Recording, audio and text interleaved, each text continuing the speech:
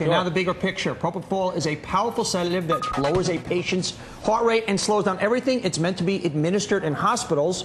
How dangerous was it for Dr. Murray to give it to Jackson inside his home? Joining me now is Dr. Mwata Dyson, a clinical assistant professor, Department of Anesthesia at Stony Brook University Medical Center. Doctor, thank you. First off, is there any comprehensible reason that any responsible doctor would administer this drug to help people sleep in their home? Well, Donnie, I think the major issue here is drug abuse in America. And this speaks volumes of how big of a problem has grown in recent years. But beyond that, just can you give me a scenario? Let's give the benefit of the doubt right now. Give me a scenario where it would be responsible, because once again, this is a drug that's supposed to be administered only in hospitals. Clearly, and we're going to get to this later, he was on other drugs. But that aside, is there any scenario, strictly for sleeping purposes, where a responsible doctor would administer in somebody's home? Propofol has two main purposes: sedation and putting people to sleep before general anesthetics.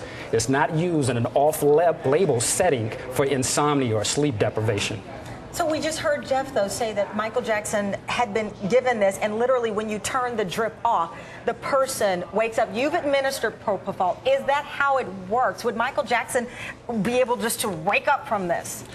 Well, all drugs can be either one or two things, either therapeutic or poisons. And therapeutic, using it in concentrations by a skilled physician, using it in a clinical setting such as a hospital is great. But it's poisonous when it's used in outside settings like in Michael Jackson's house. Dr. Murray was not. Again, back to what Donnie was saying, would there be any reason for this doctor who's not a trained anesthesiologist to be giving this to a patient?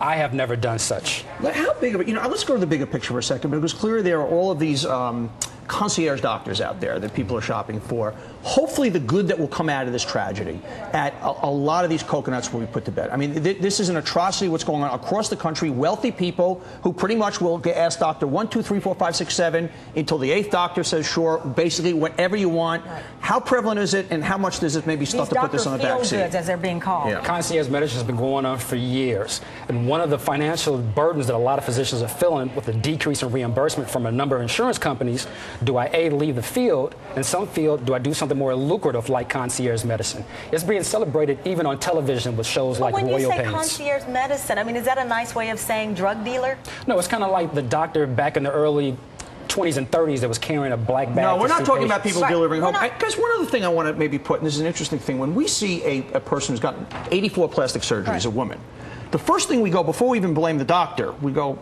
look at that woman, look at that idiot, and people in this country have got to start taking more accountability when they bring it on themselves. But obviously it's a tragedy. There's an ethical, but this is the same thing in the housing crisis. There's an ethical responsibility for the people signing on those mortgages, also beyond the people just selling them. And I'm not saying Michael Jackson got what he deserved. It was a tragedy. But at some point, individuals, we've got to start taking responsibility for this. But you're a licensed doctor. There's a reason that you give a license to a doctor earns a license, and there's an ethical responsibility, right? Even if the patient is whacked out of their mind, just because they ask for it does not mean that doctors should breach the ethical line and give it to them. And Tamara, I agree with you. This is why we take the Hippocratic Oath when we graduate from medical school, to do no harm to patients. But Donnie, like you mentioned, concierge medicine is growing, and then everyone is responsible. Doctors, patients, family and friends. If you know someone, drug abuse is a big problem. Help them get the support that they need.